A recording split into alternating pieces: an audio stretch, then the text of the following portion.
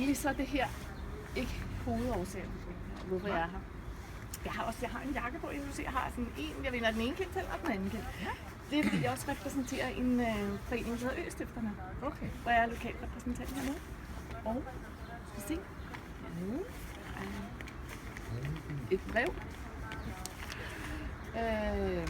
Som ikke er udstedt til dig, men jeg synes, du skal åbne det.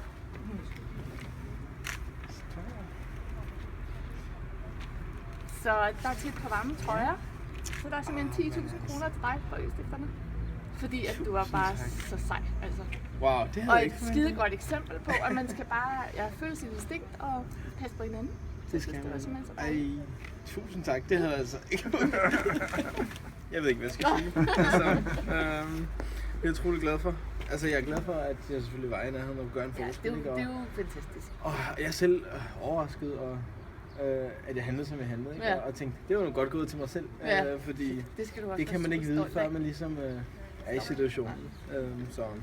Det er bare sådan der, ja. Glemrende. Tak